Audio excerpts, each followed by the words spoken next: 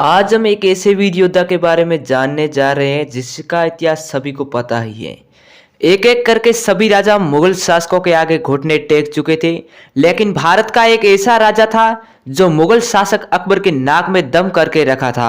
आपको जानकर हैरानी होगी कि अकबर उस राजा से परेशान होकर उसके सामने एक शर्त रखता है कि तुम चाहो तो आधा भारत अपने कब्जे में ले लो, लेकिन मुगल साम्राज्य के नीचे अधीन रहकर ही राज करो। लेकिन भारत के इस राजा को आत्मसम्मान इतना अधिक पसंद था कि वह अकबर के हर प्रस्ताव को ठुकरा कर उससे युद्ध करना सही समझता है। भारत के इस राजा का नाम महाराणा प्रताप सिंह था, जिसका नाम सुनकर अकबर के रोंगटे खड़े हो जाते थे और एक ऐसे वीर योद्धा का नाम सुनकर अकबर के सैनिक भी डरते थे। और आज हम इस वीर योद्धा के बारे में बताएंगे। भारत के इस वीर योद्धा महाराणा प्रताप सिंह के पिता का नाम महाराणा उदय सिंह था। उदय सिंह की 20 रानियां थी और 20 रानियों से 33 बच्चे हुए थे। इन्हीं में से एक थे महाराणा प्रताप सिंह। महाराणा प्रताप सिंह का जन्म 9 मई 1540 को हुआ था और दरबार के लोगों के साथ ही राज्य की जनता को भी यही लगता था कि उनके राजा प्रताप सिंह ही होंगे, लेकिन किस्मत को कुछ और ही मंजूर था। महाराणा प्रताप सिंह के पिता उदय सिंह ने अपनी पसंदीदा रानी धीरबाई यानी भटियाणी की बातों में आकर महाराणा प्रताप सिंह के छोटे भाई जगमाल को राजा घोषित कर दिया।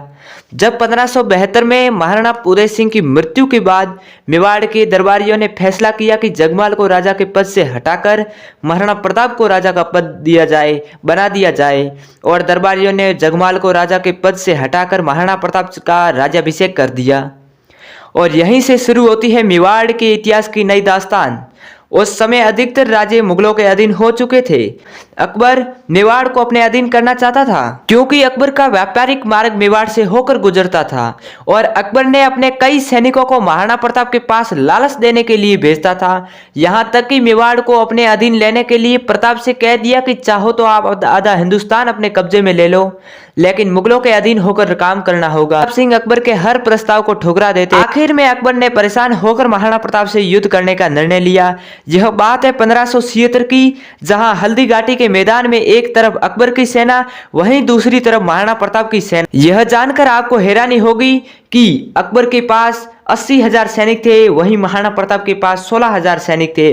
उन 16,000 सैनिकों ने अकबर की सेना के चिथड़े उड़ा दिए थे और महाराणा प्रताप की सेना ने अकबर की सेना के वो हाल किए जिसे सुनकर आज भी लोगों के रोंगटे खड़े हो जाते हैं। यह युद्ध अरावली की पहाड़ियों के बीच हल्दी घाटी में लड़ा गया था, जहां अकबर की सेना को अरावली के बारे में कुछ नहीं जानते थे, वहीं महाराणा प्रताप की सेना अरावली के हर स्थान को, हर सप्पे को भली भांति जानते थे। महाराणा प्रताप बड़ी चालाकी से छोटे छोटे सैनिकों के टुकड़े को अरावली पहाड़ियों में छिपा कर रखते थे और इसी साल की वजह से महाराणा प्रताप की छोटी सी सेना ने अकबर की विशालकाय सेना पर भारी पड़ गई।